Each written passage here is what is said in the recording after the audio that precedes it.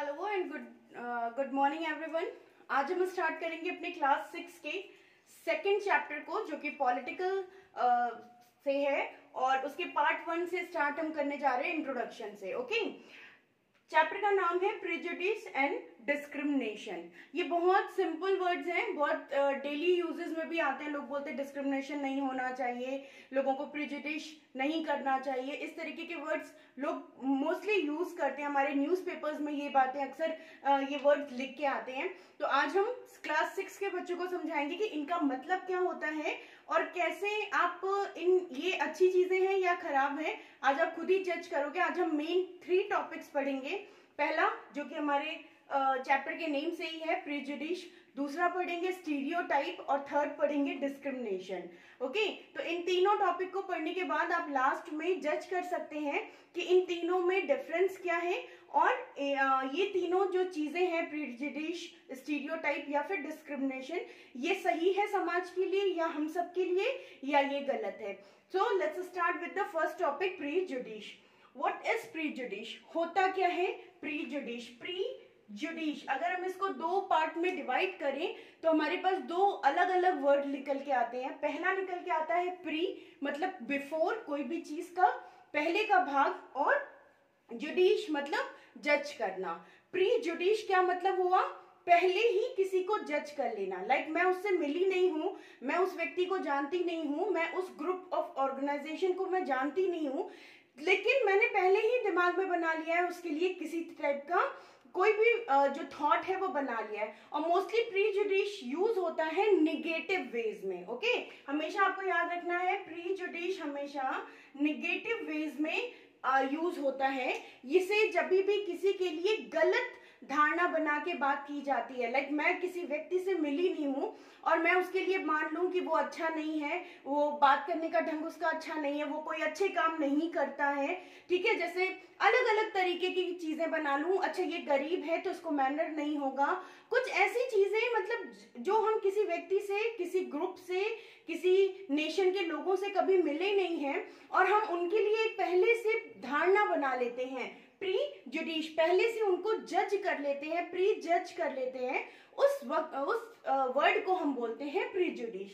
Judging someone, किसी को जज करना, किसी के बारे में अपना ओपिनियन बनाना विदाउट एक्चुअली नोइंग एनीथिंग, उसके बारे में कुछ भी ना जानते हुए, अबाउट देम, उनके बारे में कुछ भी नहीं जानते हुए अपना एक ओपिनियन बना लेना, अपना एक जजमेंट बना लेना उस व्यक्ति के लिए, ये एक, इसको हम क्या बोलेंगे एक वर्ड में, प्रेजुडिस। ओके, जैसे अभी कुछ दिन पहले एक न्यूज़पेपर में एक नाम आ रहा था कि वो आईआईटी से इंजीनियरिंग करे हुए, और उन्होंने उसके बाद 20-25 साल उन्होंने जॉब करी बाहर विदेश में। उनको समझ में नहीं आया वहां पे विदेश में सिर्फ पैसा है, सिर्फ भाग दौड़ है। उनको 25 साल बाद ख्याल आया कि अब मैंने पैसे इकट्ठे कर लिए, अब मुझे मेरे देश के लिए कुछ करना चाहिए।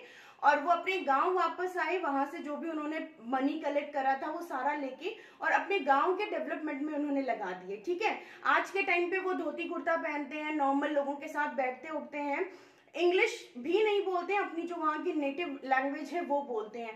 तो उनको अगर कोई व्यक्ति पहली बार मिलेगा तो उनके लिए क्या प्रेजुडिस करेगा कि अरे यार धोती कुर्ते में बूढ़ा व्यक्ति है, ये कैसे होगा, नेटिव लैंग्वेज बोलता है, ये अनपढ़ होगा, पढ़ा लिखा नहीं होगा।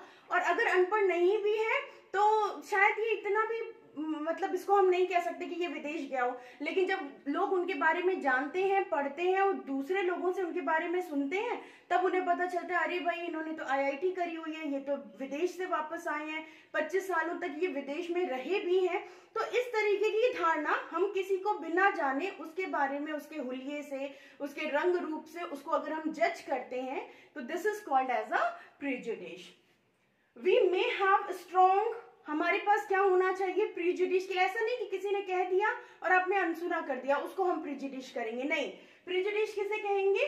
स्ट्रॉन्ग, आपके मन में खुद में एक स्ट्रॉन्ग थॉट होना चाहिए, फिक्स्ड होना चाहिए। जैसे एक फिक्स्ड थॉट है ना कि गांव वाले लोग धोती कुर्ता पहनते हैं, मतलब ये एक थॉट है कि ये स्ट्रॉन्ग थॉट है। जैसे अगर मदर है तो उनको साड़ी पहनना चाहिए, या उनको अपनी जो भी वहां पे घर में पहने जाते हैं, अगर वो जीन्स टॉप नहीं पहन सकते, ये क्या है, ये प्रेजुडिस है। अगर लोग बोलते हैं कि अगर कोई एजेड महिला है और वो जीन्स टॉप पहन रही है तो लोग उसको मजे में लेते हैं कि अरे मतलब इतने बुढ़ापे में पहले तो साड़ी पहनती थी, अब जीन्स टॉप पहन रही है। मतलब ये एक क्या है, प्रेजुडिस है। आप उसको देख के उसके नेगेटिव वेज को थॉट कर रहे हो।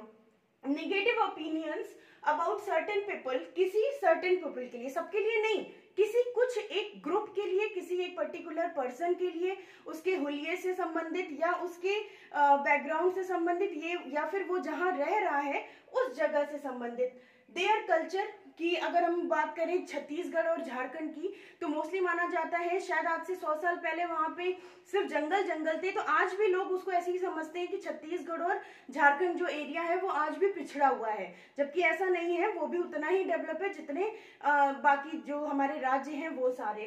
तो किसी के कल्चर को लेके उनको प्रेजुडिस करना, और देयर रिलीजन, और उनके रिलीजन को, उनके धर्म को भी लेके पहले से सोच बना लेना। तो आई होप समझ में आ गया होगा प्रेजुडिस क्या है। किसी के लिए भी नेगेटिव थॉट, स्ट्रॉन्ग फीलिंग अपने मन में बना लेना बिना उस व्यक्ति के बारे में जाने या समझे, ये प्रेजुडिस कहलाता है। रिकॉग्नाइजिंग प्रेजुडिस, आप कैसे समझ सकते हैं, कैसे रिकॉग्नाइज कर सकते हैं कि प्रेजुडिस क्या होता है। People often form fixed opinion about people not based on reason or fact. ये प्रेजुडिस को आप ऐसे पहचान सकते हैं कि उसके रीजंस या फैक्ट्स को जाने बिना आपने उस व्यक्ति के लिए कोई एक स्ट्रॉन्ग थॉट बना लिया है। जब आप उसके फैक्ट को जानते हैं, जब आप उनके रीजंस को जानते हैं, तब आप उनसे बिल्कुल आपका जो स्ट्रॉन्ग पहले से आपने जो जजमेंट कर रखा था उस व्यक्ति के लिए, वो बिल्कुल से आपके लिए चेंज हो जाता है। तो this is called as a prejudice. यहां तक बात क्लियर हो गई प्रेजुडिस की। अब हम इसी से मिलता जुलता एक दूसरा वर्ड है स्टीरियोटाइप, उसकी बात करते हैं कि स्टीरियोटाइप क्या होता है। इन तीन चीजों में आपको डिफरेंस होना बहुत जरूरी है कि प्रेजुडिस, स्टीरियोटाइप और डिस्क्रिमिनेशन में डिफरेंस क्या होते हैं। तो नेक्स्ट में आ जाते हैं स्टीरियोटाइप।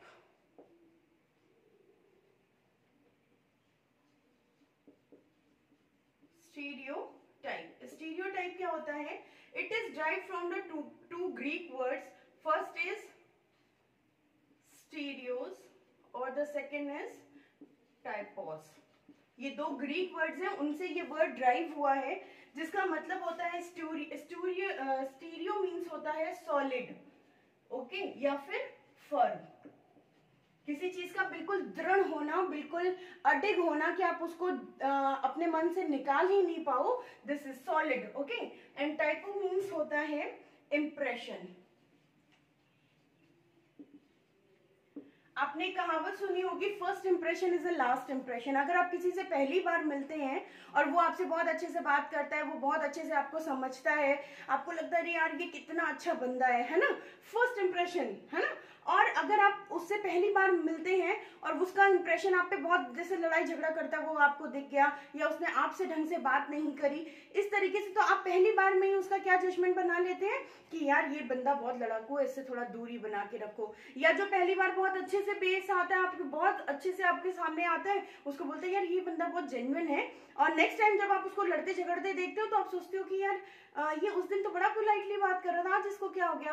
तो आप क्या थॉट लगाओगे? आप लगाओगे कि यार हो सकता है ना आज इसके साथ कोई प्रॉब्लम हो, इसलिए ये ऐसा कर रहा है, पहली बार तो ये बहुत अच्छा था। सेम ऐसे ही अगर आप नेगेटिव थॉट में बोलोगे कि पहली बार उसको आपने लड़ते झगड़ते देख लिया और दूसरी बार आप उसको देख रहे हो वो तो बड़ा पोलाइटली बात कर रहा है, तो आप बोलोगे यार पागल है क्या, मतलब पहली बार तो ऐसे मिल रहा था, इस बार ऐसे मिल रहा है, आपको कुछ समझ में नहीं आएगा।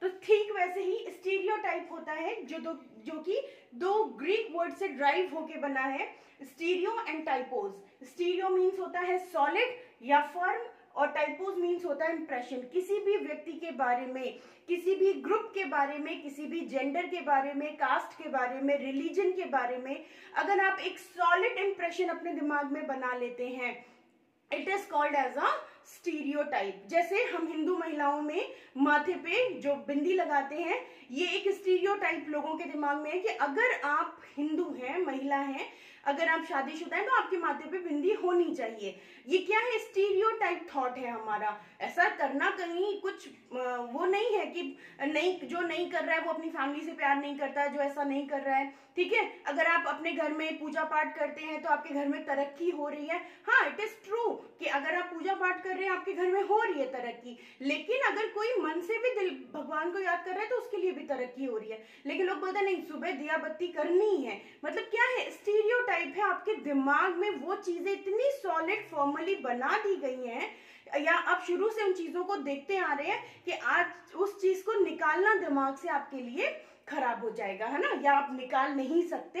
इतना ज्यादा सॉलिड इंप्रेशन आपके दिमाग में उस चीज का बन चुका है। तो what is the stereotype? Stereotype, अगर हम एग्जैक्टली इसकी डेफिनेशन की बात करें, so a fixed idea about a particular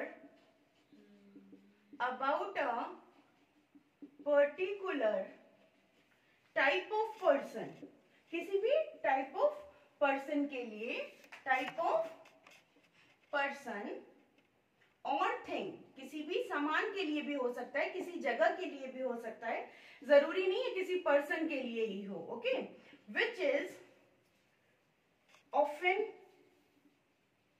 not true in reality. इसको समझने का एक बहुत अच्छा सा तरीका है, जैसे मैंने आपको बताया कि एक सॉलिड इंप्रेशन अपने दिमाग में बना लेना, इसको हम स्टीरियोटाइप बोलते हैं।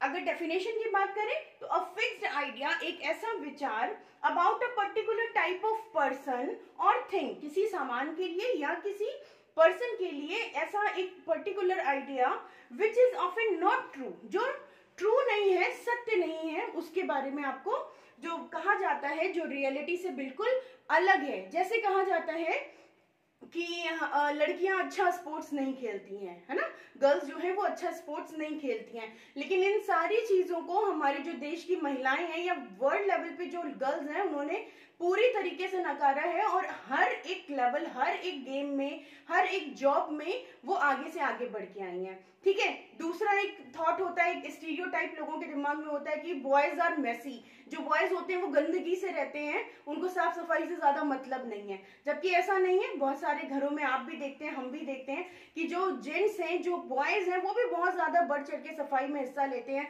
साफ सुथरे रहते हैं, घर को भी रखते हैं और अपने आसपास के एनवायरनमेंट को भी रखते हैं, है ना।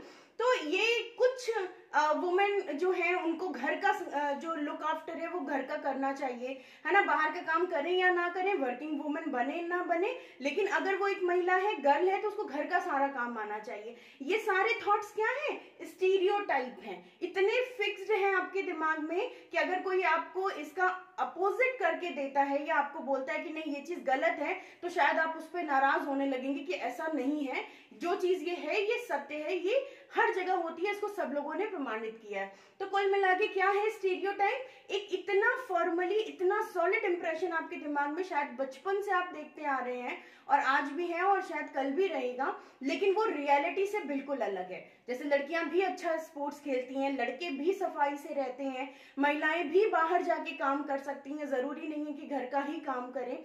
तो इस तरीके की चीजें आपको स्टीरियोटाइप में आएंगी। अब मेरे ख्याल से आपको दो में अलग अलग बात समझ में आ गई। क्या बात समझ में आई? प्रेजुडिस में किसी के बारे में पहले से नेगेटिव थॉट बना लेना, और स्टीरियोटाइप में किसी के लिए नेगेटिव में ही, कभी अच्छी चीजों में सॉलिड इंप्रेशन नहीं पड़ता जल्दी, है ना, तो नेगेटिव ही या गलत रियलिटी से हटके ही अगर हम कोई सॉलिड इंप्रेशन बनाते हैं अपने दिमाग में, तो this is called as a stereotype.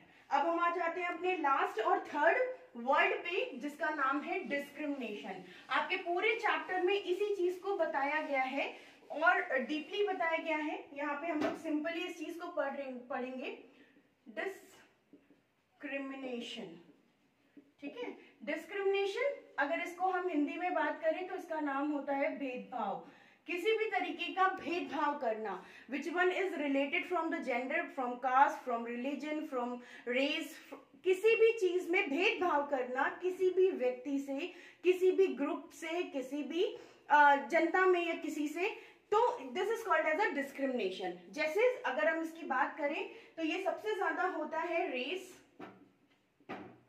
ठीक है, जेंडर, रिलीजन, इन सारी चीजों में कास्ट, कलर ऑफ स्किन, इन सारी चीजों के लिए होता है।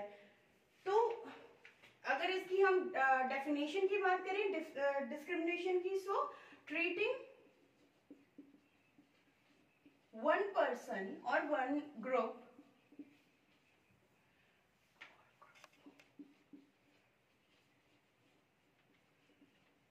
वर्स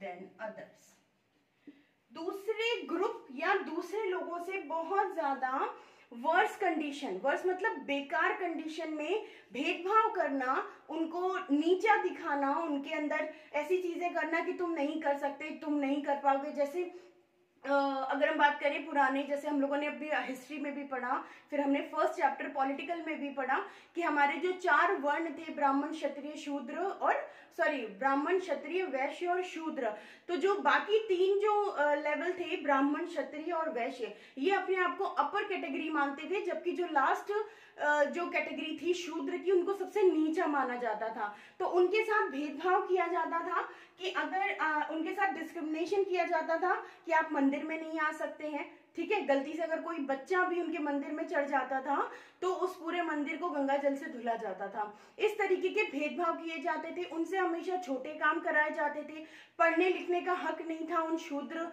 जो भी जाति से संबंधित लोग थे। तो इसको कहा जाता है डिस्क्रिमिनेशन।